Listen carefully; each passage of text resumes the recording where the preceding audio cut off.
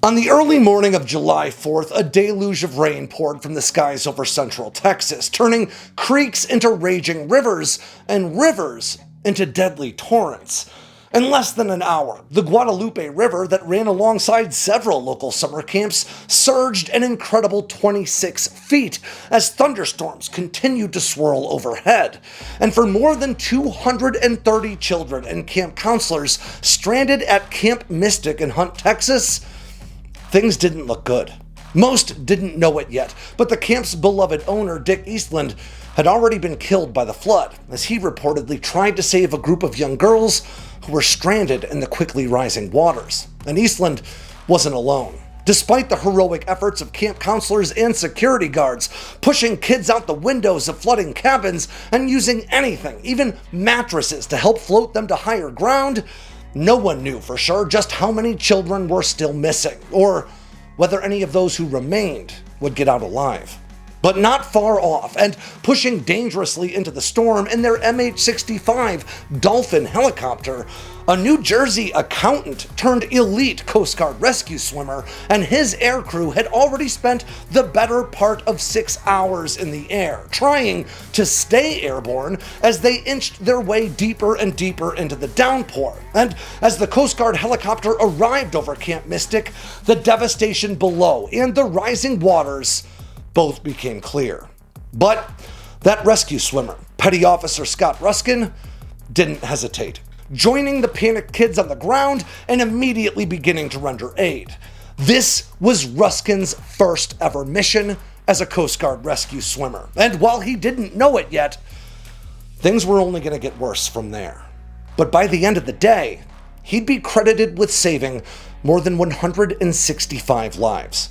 So let's talk about the incredible rescue efforts of the U.S. Coast Guard, the Texas National Guard, countless first responders, and everyday men and women this past weekend in Texas. Because it's during these dark times of tragedy that heroism shines most bright. I'm Alex Hollings, and this is a special edition of Air Power.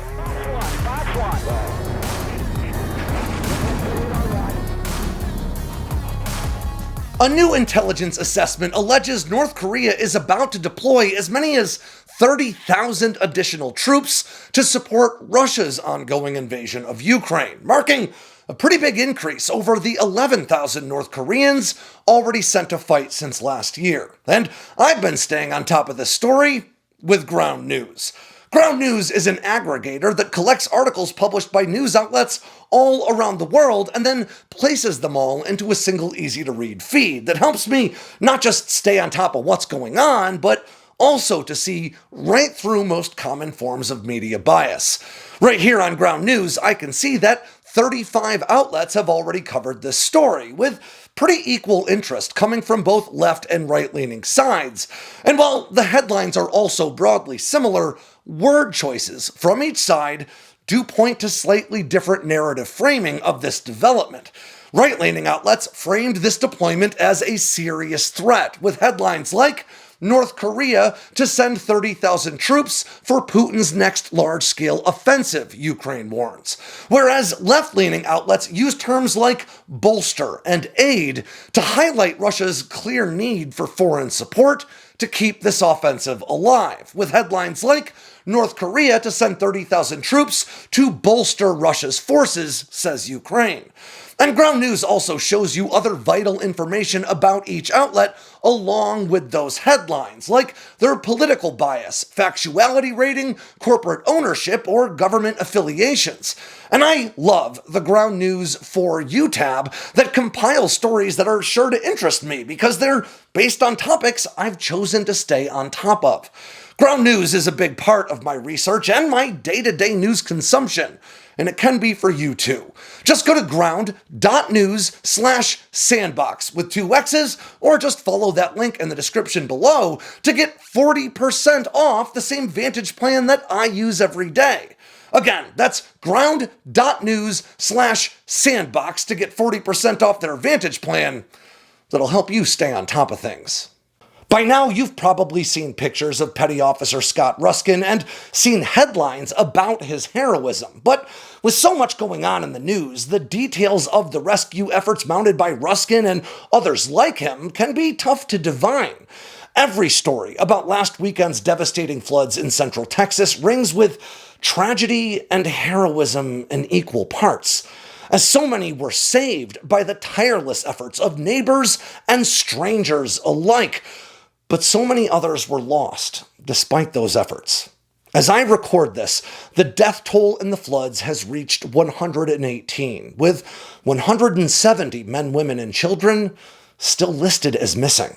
And while necessary discussions and debates about what could have been done to prevent this tragedy have already started, it's also important that we take a minute to recognize the humanity, the heroism, the selflessness on display throughout these rescue and recovery efforts. The America we live in today is a fiercely divided one, but the America that I love isn't defined by warring politics, government leaders, or trending hashtags.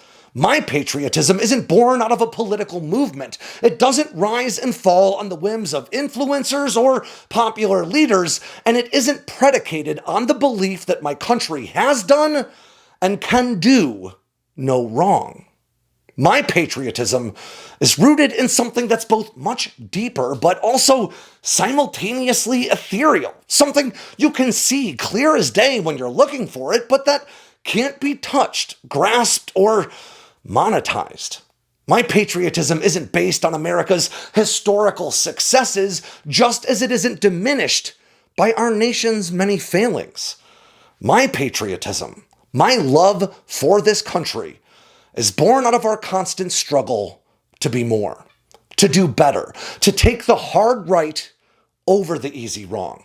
And while so many today point to the times that America has admittedly failed to meet that standard as proof of this nation's bad character, well, I'm here to remind them that they are America holding itself accountable. They are playing a part in the never-ending discourse that defines America's efforts to find that delicate balance between freedom and security, between strength and empathy, between good and bad. I don't love this country because it can do no wrong. I love this country because it never stops trying to get things right, even when the odds seem stacked against it. It's in that drive to do right that we find glimmers of hope piercing through the darkness of our worst days. And nothing better exemplifies that basis for my patriotism than the men and women who risked their lives to help others on our nation's birthday, July 4th, 2025. Not long after midnight that morning, remnants of Tropical Storm Barry collided with a stalled front of both warm and cool air that on its own could lead to pretty significant thunderstorms. This combination of meteorological factors resulted in a sudden explosion of rainfall, with as much as a foot of rain pouring out of the sky in just the first few hours. At 4:03 a.m., the National Weather Service issued a rare flash flood emergency notice, which sounded on mobile phones throughout the region, but in many of the campgrounds and rural portions of central Texas, where the rain was pouring hardest, bad cell phone reception left most without any warning at all. In Kerr County, where an all-girl, non-denominational Christian summer camp sat alongside that Guadalupe River, this sudden downpour placed them in immediate jeopardy. By the time the emergency notice was issued that morning, the river had already risen from a depth of around 3 feet to nearly 30. For the camp counselors and staff, many of whom were just teenagers themselves, there wasn't much time to react.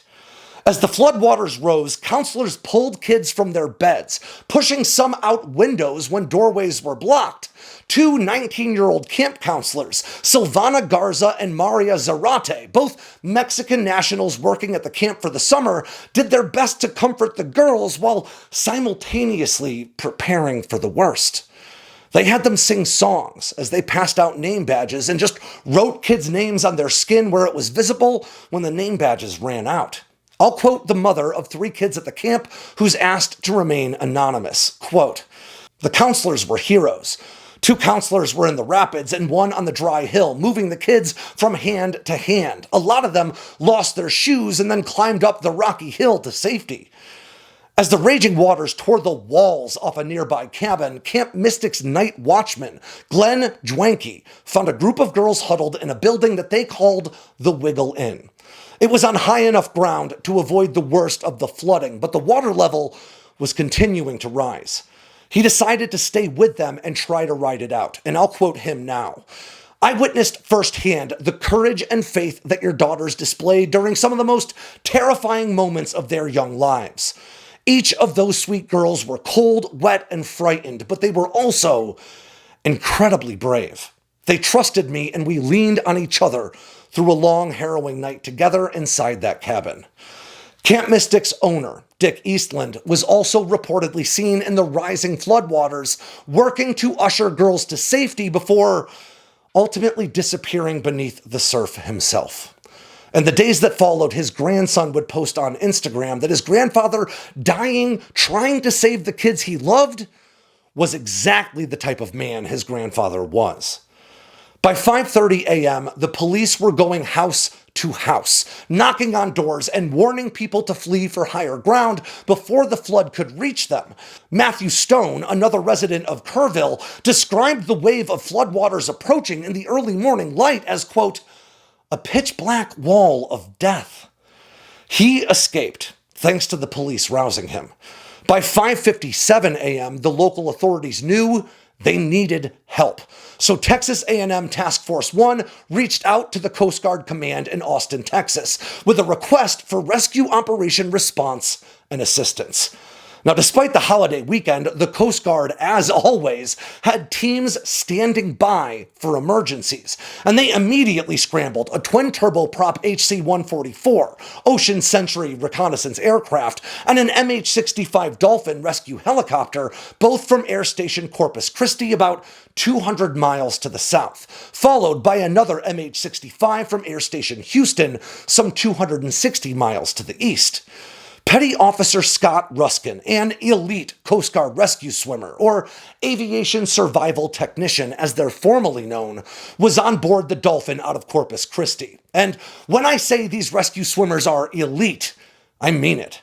AST school in North Carolina is widely regarded as among the toughest military training environments on the planet, with only around 1,000 people making it through the program in its last 40 years. The 24-week schoolhouse has a similar attrition rate to BUD/S, famous for selecting Navy SEALs. And after leaving the schoolhouse, rescue swimmers still have at least another 6 months of specialized medical and aviation training before getting on the job. And in Ruskin's case, that training pipeline was still pretty fresh in his mind because he'd only completed it about 6 months ago. You wouldn't know it from Ruskin's calm, selfless demeanor in interviews, but this was his first mission. I'll quote Ruskin now. "That's a little bit outside our area of operation normally, but people were in danger, and we're a good asset to try to help people out. And these guys were asking for help, so that's kind of what we do." The flight from Corpus Christi to Kerrville, Texas should usually take about an hour in an MH-65, but the extreme weather kept forcing them to divert. After 3 failed attempts to reach the landing area near Camp Mystic, the helicopter was finally able to push through the weather, arriving on scene after nearly 7 straight hours of battling the storm. According to Coast Guard spokesperson Lieutenant Commander Steve Roth, the pilots described it as the worst weather they had ever flown in. From his position in the helicopter, Ruskin immediately spotted the kids huddled on the remaining high ground. He had the helicopter drop him there so he could assess the situation, and within minutes, he realized that he was the only first responder anywhere in the area, surrounded by what he would later describe as, quote, about 200 kids, mostly all scared, terrified, cold, having probably the worst day of their life.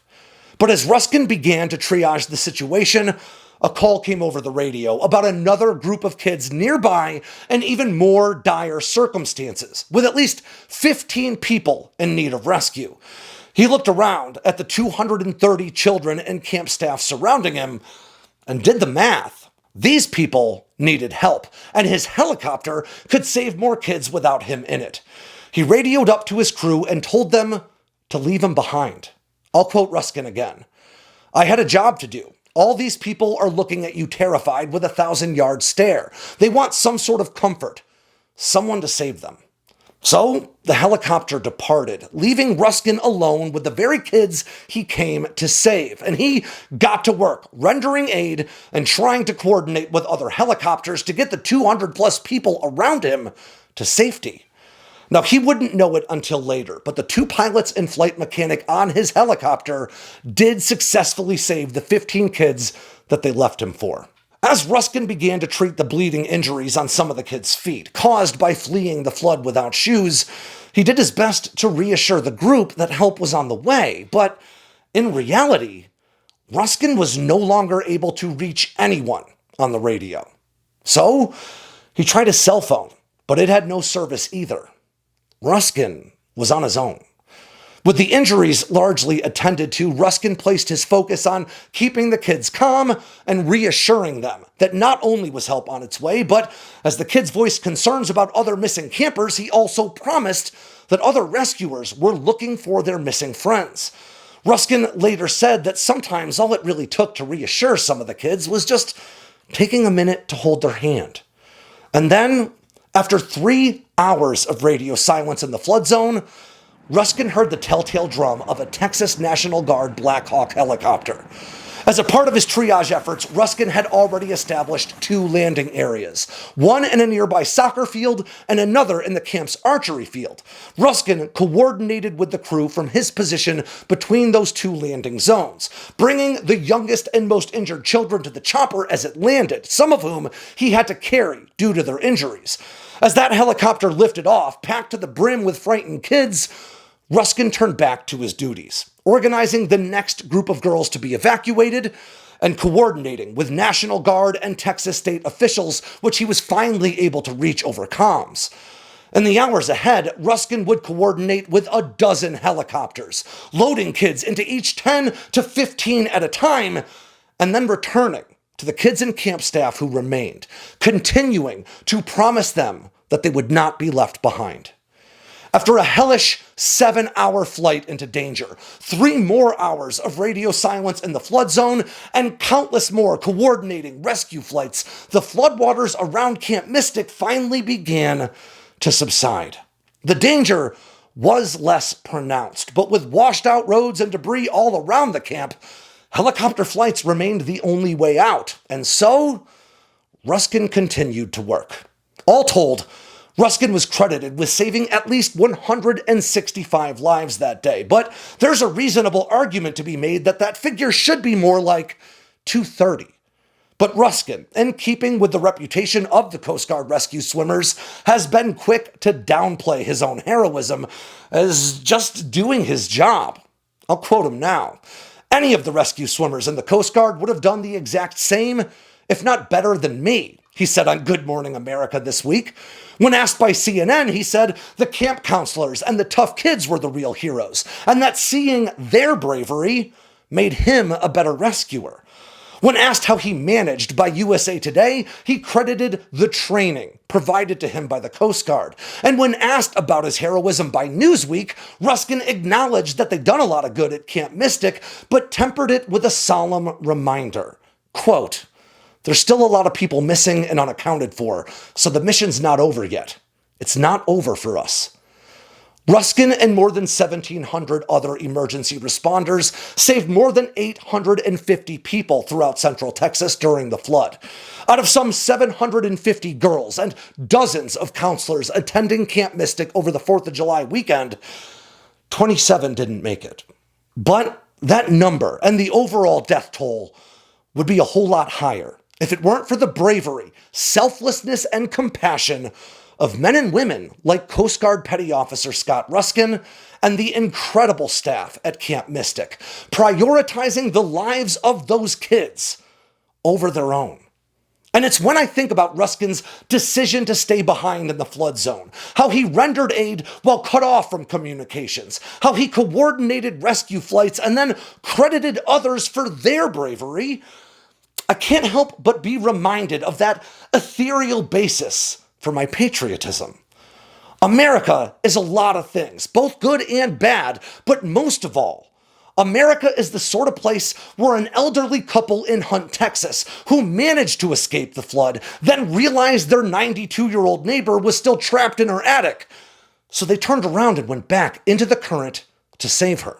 It's the sort of place where a Kerrville cop drove his car straight into the flood to call out over the PA to residents of a nearby trailer park to wake up and get out, before finally he had to abandon the car and wade through chest-deep water to knock on doors.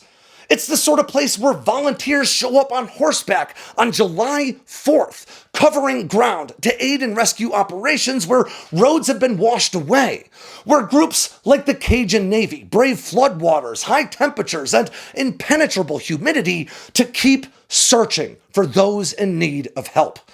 And where New Jersey accountants can decide to sign up for the Coast Guard and just about 2 years later, single-handedly save hundreds of children from one of the worst floods in Texas history.